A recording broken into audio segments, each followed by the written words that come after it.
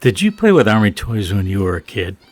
My brothers and I certainly did, and we had great fun building forts in the sandbox and then demolishing them.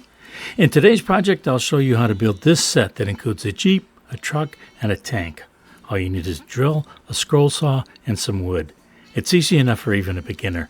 Sometimes I'll take a set of plans and modify them.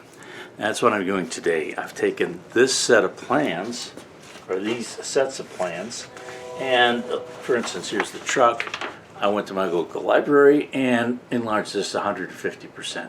Today we'll be making a large set, and I already had some of the small ones in process, so it'll be great. I'll be able to compare them side by side, right, as I'm making both sets. Let's get started.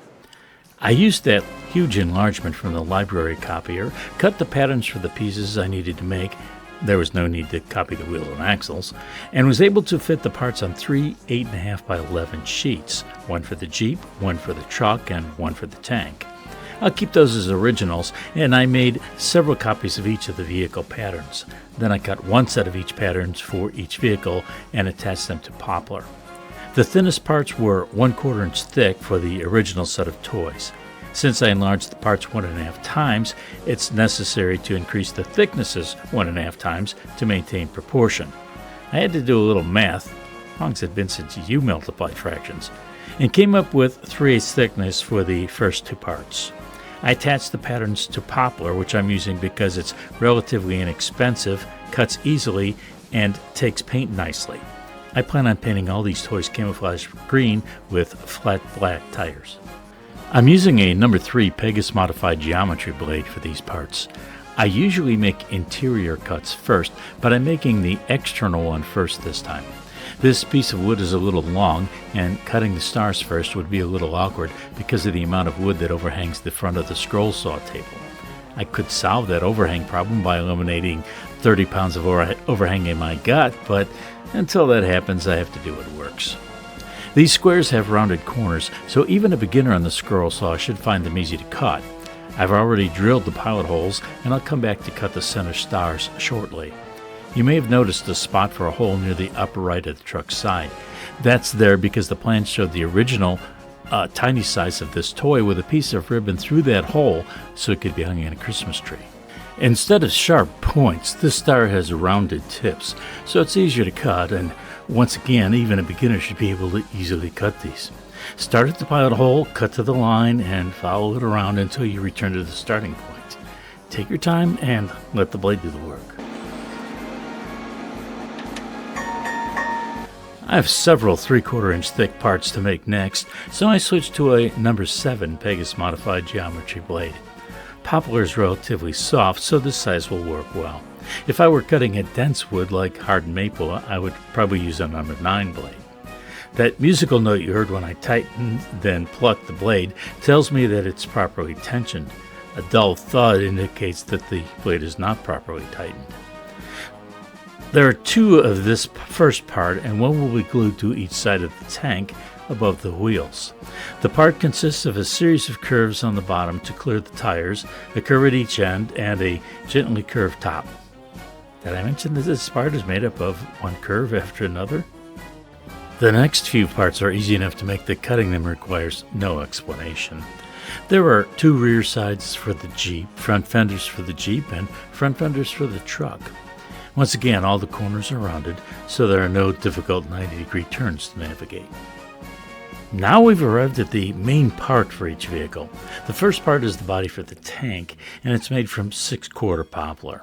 I recommend a number 9 Pegasus modified geometry blade for these 6/4 pieces, and sometimes I even use a number 12 blade. My Pegasus scroll saw cuts thick material like this with no problems, but the process is slow. This is one of those times when you'll need to practice patience. I have owned scroll saws in the past that couldn't cut wood this thick, so my investment in this tool is paying off. I have one tip for cutting thick material like this, although I risk sounding like a broken record. Take your time and let the blade do the work.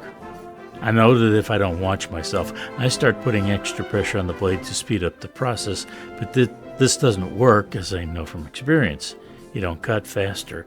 The blade may flex and you're left with a curved or angled edge rather than a straight 90-degree edge. Another possibility is that the blade may overheat and burn the wood.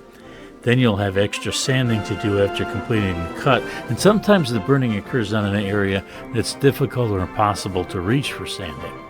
The third possibility is that the blade may break. Anytime a blade breaks while you're cutting, it's an indication the blade was improperly tensioned, you are putting too much pressure on the blade, or the blade overheated. An overheated blade loses strength and can snap. The truck and Jeep bodies are also cut from 6/4 poplar. The truck has an internal cut for the window, but the Jeep is open, so there's only one cut for the body. I recorded myself cutting out these two large parts, and it took about 9 minutes to make them.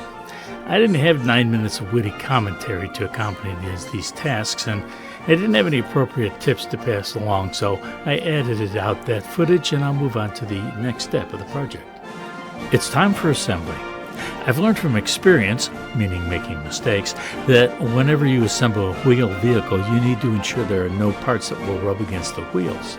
I've had to remake more vehicles than I care to admit because a fender or some other object was placed only by eye, it touched the wheel and prevented it from turning properly, and the item was unusable.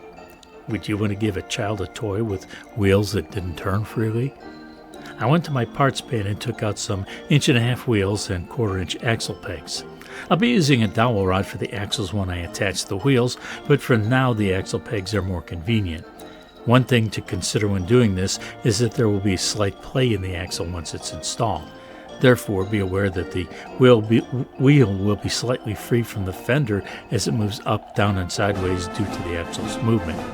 The axle will be 1/4 inch inserted through a 5/16 inch hole, so take that 1/16 of play into account. The reason I put all 3 wheels for that side in place was to ensure I placed the side high enough above the wheels. The last time I made a batch of these in the small size, I didn't check for that placement, and I had 3 of the sides so low that the wheels rubbed against them. I had to remake those trucks because of that oversight. The Jeep has a front fender and a side for the back. The fender requires some adjustment in placement, but since the back is well above the wheels, its placement isn't as critical. Like the truck and like the tank that will follow, I only glued the parts to one side of the vehicle before setting it aside for the glue to dry.